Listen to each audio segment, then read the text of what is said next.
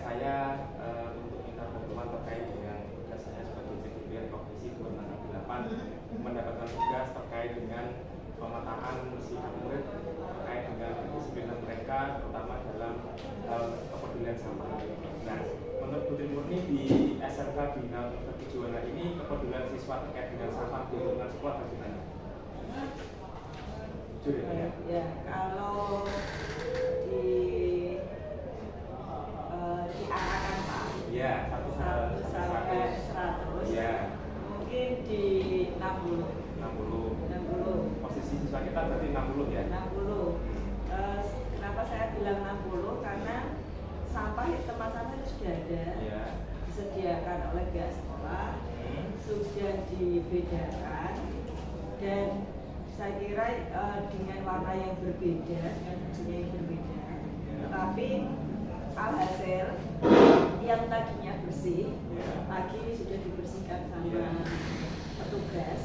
Setelah istirahat pasti ada yang tercecer. Itu termasuk kategori 60 tadi ya? Artinya kepeduliannya masih belum maksimal ya? Kira-kira faktor-faktor yang mempengaruhi apa aja terkait dengan kepedulian tadi itu? Faktor yang mempengaruhi terkait kepedulian sampah? Menurut saya ya ini Pak, edukasi kita bukan pada mereka. Edukasi ya? Kemudian pemahaman pemilahan sampah mereka yang belum paham. Ya. Kemudian efek dari dia membuang sampah pada tempatnya, soft skill-nya itu mereka belum dapat. Padahal penyadaran ya? Penyadaran pada dirinya itu belum dapat. Kemudian itu selain dari faktor internal ya, belum ada kesadaran fisik ya. Ya. Kemudian sekolah belum maksimal dalam mengedukasi keteladanan. Mungkin dari segi aturan bagaimana? Dari sekolah kita ini seperti apa terkait dengan kepedulian sampah? Meskipun sudah ada tempat sampah ya, tapi ternyata masih 60% yang sadar untuk peduli dengan sampah. Dan terkait dengan aturan kita seperti apa? Aturannya sudah baik Pak. Contoh ada budaya jemput setiap pagi. Itu program berarti ya? Ya. Kemudian di BTP juga sudah ada pembawa bekal, itu juga mengurangi sampah. Kemudian kalau jajan di luar tidak boleh dibawa ke dalam, itu juga untuk mengurangi sampah. Ya. Tapi memang anak-anak itu apa ya, tidak semua, karena mungkin 40% itu tadi ya Pak, yang dengan santainya itu tidak membuang kepada tempatnya. Kalaupun nanti ada yang full, misalkan tempat sampah full, itu ya tidak mencari alternatif, cari tempat sampah yang kosong, tetap ditumpuk-tumpuk. Dari program nasional Bu Tri Murni kira-kira ada tidak usulan dari Bu Tri Murni kepada sekolah ya, program-program yang nanti bisa meningkatkan dari 60% menjadi meningkat ke arah 80%. Kira-kira program apa Bu? Kalau saya gini, anak-anak setelah istirahat, ini terutama setelah istirahat, kita luangkan waktu lah 10 menit semua Bapak Ibu guru, 10 menit untuk mengecek kanan kirinya lagi. Gak ada 10 menit lah Pak, 5 menit lah. Kemudian ya berusaha kalau memang itu perlu disapu ya disapu. Jadi disapu, menyapu itu tidak di awal sama di akhir. Kondisional. Kalau memang terasa itu kotor, diminta menyapu lagi aja nggak apa-apa. Karena sekarang kan satu guru satu ruang, lebih enak gitu untuk mengkondisikan. Berarti meluangkan waktu 10 menit ya, untuk merefleksikan kira-kira di sekitar siswa, di bawah bangku, di bawah kursi, di depan belakang itu kira-kira ada yang kotor tidak sampahnya, kemudian nanti diambil gitu ya. Jadi dimulai dari diri sendiri. Ya, mulai dari guru sendiri, kemudian mengatur. Karena satu guru satu ruang, jadi insya Allah bisa. Kita kan masih di awal sama di akhir saja gitu. Ya, terima kasih Bu Tri Murni. Nanti saya akan tidak lanjuti ya, karena ini kan program yang perlu kita perhatikan. Ya, sampah yang begitu banyak kalau kita tidak kelola dengan baik, yang pertama dari siswa sendiri, karena kan memang kita punya 1.050 siswa Bu ya. Kalau nanti ada sampah tetapi mereka belum sadar akan kebersihan, maka akan menjadi kotor. Terima kasih Bu Tri Murni. Ada yang lagi yang disampaikan terkait dengan program selain lagi untuk mengecek lingkungan sekitar? Cukup saya. Terima kasih Bu Tri Putri Murni atas waktunya. Ya, mungkin di kesempatan berikutnya saya akan minta tolong kembali ya untuk ngecek setelah program itu terlaksana apakah ada perbedaan atau perubahan. Terima kasih Putri Murni. Wassalamualaikum warahmatullahi wabarakatuh. Waalaikumsalam warahmatullahi wabarakatuh. Sukses. Selamat pagi Mbak Tun. Terima kasih atas waktunya. Saya mau wawancara untuk terkait dengan kepedulian siswa terkait dengan lingkungan, ya, sampah. Menurut Bu Tun ini siswa kita, ya, sebagai tujuannya ini seperti apa? Jujur ya, nanti saya sampaikan kepeduliannya. Ya banyak anak yang sudah membuang di tempat sampah juga banyak. Ada yang kadang-kadang ya salah satu siswa ada yang membuang, tapi saya ketahuan saya ingatkan. Berarti masih ada siswa yang belum peduli terkait sampah ya, Bu ya? Nah itu program sekolah Bu kira-kira seperti apa yang bisa nanti meningkatkan kepedulian anak terkait sampah? Mungkin bisa diusulkan nanti. Ya itu Program apa? budaya program Jumbot. Program Jumbot ya? Ya itu kalau ada di depannya di Jumbot di sampah. Ya. Berarti nanti dengan program budaya Jumbot harapannya anak bisa menjadi lebih peduli ya terkait sampah. Kemudian Bapak Ibu guru bagaimana? Menjadi teladan tidak? Atau mungkin Bapak Ibu guru malah juga tidak memberikan teladan? Bapak Ibu guru ya sudah bagus, Sudah bagus ya. Sudah berumur. Ya, mungkin kalau misalnya habis makan juga ditinggal dilihat anak Ya, tidak ada ya Bu ya? tidak ada. Berarti harapannya nanti dengan budaya Jumbot tadi siswa menjadi lebih peduli dengan sampah. Apapun yang mereka lihat, kalau itu sampah silahkan diambil ya. Sesuainya Jumbot ya Bu ya? Iya. Diambil di Jumbot terus Buang di tempat sampah. Kemudian terkait dengan keberadaan tempat sampah gitu, apakah sudah mencukupi di sekolah ini di setiap ruangan atau mungkin lokasi? Di perpustakaan sendiri bagaimana? Sudah cukup ya? Sudah ada. Di depan ada? Ada. Masalah tempat sampah ya sudah lumayan banyak. Lumayan banyak ya. Sudah lebih dari cukup. Di sana kan dia ada. Kalau di dalam tidak ada ya Bu ya? Tidak ada. Perbedaannya apa Pak? Di dalam tidak ada, harus keluar gitu ya? Iya keluar biar di sini enggak. Nggak ada tempat sampah. Baik, terima kasih Bu Tun atas informasinya. Nanti saya akan sampaikan ke pimpinan ya terkait dengan program itu. Tentu juga terkait dengan kebersihan sekolah kan jadi penting. Ya itu adalah cerminan karakter siswa sebagai tujuan. Terima kasih Bu Tun. Semoga bermanfaat. Wassalamualaikum warahmatullahi wabarakatuh. Terima kasih. Dengan Mbak siapa nih? Mbak Vanessa dan Mbak Nisa. Hampir sama namanya ya. Jadi sudah tahu saya anak dia. Jadi saya mau bertanya Mbak dengan jujur ya. Karena kelas 11 dan sudah 10 tahun lebih kan. Nah kamu Mbak Vanessa dulu ya. Kira-kira kebersihan sekolah kita bagaimana? Kebersihan sekolah kita kurang bersih. Nah tetap saya kotornya ya. Kurang bersih ya. Yang piket malas-malasan. Berarti lingkungan sekolah kurang bersih. Yang piket malas-malasan. Berarti ini piket kelas ya? Iya. Kemudian lingkungan sekolah bagaimana? Lapangan, lorong-lorong kelas bagaimana? Berarti lapangan sudah bersih. Ya, terus apa lagi? Di depan kelas bagaimana? Tempat sampah cukup nggak? Cukup. Tempat sampah cukup ya. Ya. Kira-kira salahnya apa untuk sekolah? Ya program seperti apa? Dan anak-anak ini juga sadar gitu. Kan di dalam kelas pasti kadang ada sampah ya. Habis makan, bungkusnya tidak dibuang ke tempat sampah. Ya Mbak. Salahnya apa Mbak? Kasih peraturan. Peraturan. Biar anak-anak itu mau membuang sampah masuk ke mana. Ya, padahal kita sudah punya guru sambungan ya. Gitu. Kemudian kepedulian guru Mbak.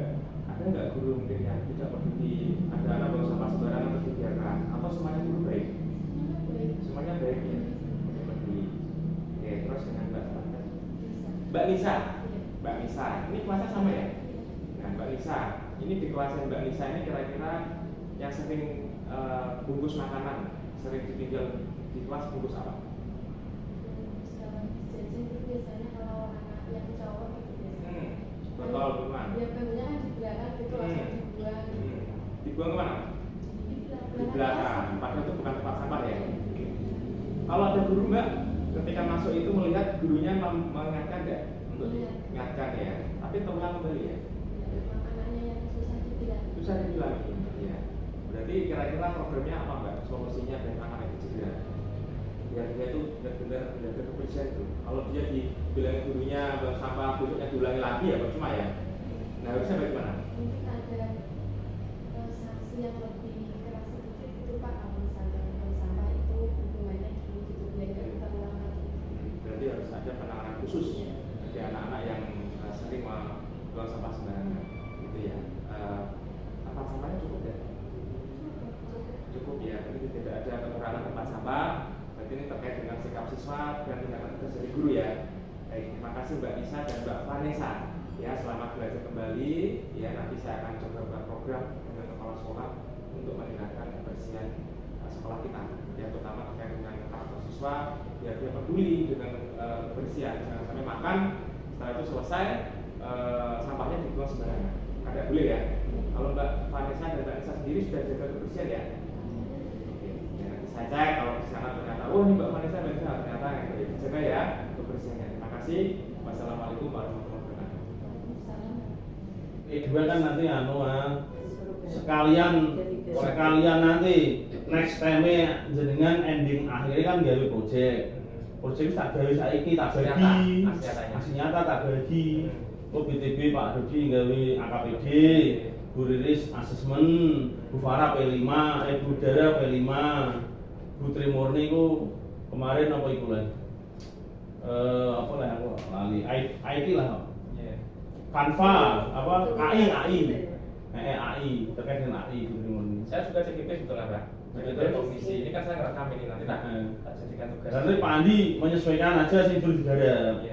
Kan setiap guru mewakili sekolah itu punya program ini diterjemahkan oleh program karena ikuti proses, di proses itu macam-macam. Terus elemennya ada Pak Dodi, Pak Abu Rizky, Bu Dara, terus Bu Trimurni, jenengan kan sudah punya 6, punya 5 hasil aksi nyata sih. Nah, aksi nyata digunakan untuk sekolah, akhirnya sekolah gitu. Mbak, Mas, tolong HP-nya diletakkan dulu ya.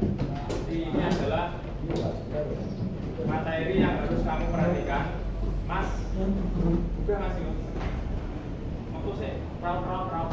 Itu wis ngambil HP terus lakukan, biarlah terus. Lengkap sudah. Ya. Ya. Oke, terima kasih. Jadi ini adalah kita akan belajar mengenal jenis-jenis tempat sampah dan sampahnya. Ya, tolong diperhatikan. Ada 5 jenis sampah. Ya, Mas ya. Yang pertama adalah kita mengenali tempat sampah dulu. Kalau ada tempat sampah namanya adalah organik, berarti ini adalah sampah untuk jenisnya organik. Kemudian kalau ada tulisan anorganik, berarti untuk sampah anorganik, dan B3 ini adalah terkait dengan limbah, hasil limbah yang dihasilkan dari limbah tersebut. Nah, kira-kira sampah apa saja yang masuk ke 3 kategori ini? Kita lihat ya, Mas. Sampah organik adalah sampah merupakan sampah yang sifatnya mudah terurai di alam. Contohnya apa? Tadi Mas Mika menyampaikan makanan, dedaunan itu adalah sampah organik. Ya, ranting pohon, kemudian diwadahi dengan tempat sampah warna hijau. Jadi biasanya itu tempat sampahnya warnanya hijau. Jadi kalau nanti menemukan tempat sampah warna hijau itu berarti adalah sampah organik. Kalau kamu menemukan membuang sampah plastik, betul nggak kalau itu sampah organik? Salah ya, harusnya organik, ya kan? Yang kedua adalah sampah anorganik, yaitu merupakan sampah yang sifatnya lebih sulit diurai, seperti sampah plastik, kaleng, styrofoam. Ini sering kamu buang, ini ya, sampah plastik ya Mas. Buangnya ya di sampah anorganik. Ya. Kemudian sampah bahan berbahaya dan beracun, ini tadi B3. B3 itu adalah singkatan dari bahan berbahaya dan beracun. Contohnya apa? Contohnya adalah habis di rumah itu ada bungkus deterjen, ya, atau mungkin tempat baygon itu ya, itu kan berbahaya, beracun. Yang buangnya jangan di tempat sampah organik atau anorganik, tetapi adalah di sampah B3. Dan itu biasanya nanti kamu di tempat-tempat umum itu ada, di rumah sakit, ya, di tempat-tempat yang publik. Ya. Kalau di sekolah ini ya jarang ini, ya, karena kamu jarang membawa hal beracun enggak ya. Di dalam sekolah kan biasanya membawa hal yang baik, yang aman lah. Kemudian yang keempat, sampah kertas. Nah, ini sering terjadi karena kamu anak sekolah, ya habis mengerjakan tugas salah tugasnya kemudian dibuang sembarangan. Nah, ini bisa ditempatkan pada organik tadi karena dia berupa kertas, mudah terurai. Ya. Yang kelima adalah sampah residu, ini terakhir nih, itu sampah yang terdiri dari sisa-sisa apa? Tempat produk, contohnya adalah popok bekas, ya, permen karet, puntung rokok. Nah, ini adalah residu hasil olahan dari sesuatu yang habis pakai. Ini juga ada tempatnya sendiri. Ya, ini adalah contoh. Jadi harapannya dengan kamu mengetahui ini, ya minimal tahu lah. Itu kalau ada tempat sampah namanya organik, berarti dia adalah untuk sampah yang bersifat mudah terurai. Anorganik berarti adalah sampah-sampah yang sulit diurai, botol, plastik, ya plastik sendiri. Kemudian B3-nya adalah barang beracun dan berbahaya. Contohnya apa? Ya batu baterai, kemudian ini contohnya barang-barang yang membahayakan. Nah sampai sini ada pertanyaan tidak? Tadi ada berapa? Tiga tempat sampah kan? Tempat sampahnya ada berapa? Tiga. Ya, tiga. Kalau tadi kertas bisa dimasukkan ke organik. Ya. Jadi kalau besok kamu ke sakit atau kemana atau yang mau ya teman saja terus bisa membedakan mana yang sampah organik, mana yang anorganik, mana yang ketiga. Ya, berbahaya dan beracun. Begitu, terima kasih. Semoga nanti dengan adanya ini menjadi lebih paham. Minimal pedulilah dengan sampah itu dibuang. Meskipun biasanya itu kalau diminta buang sampah, Pak itu bukan saya yang buang, atau Pak itu bukan sampah saya. Ya apa sih susahnya Mas ya?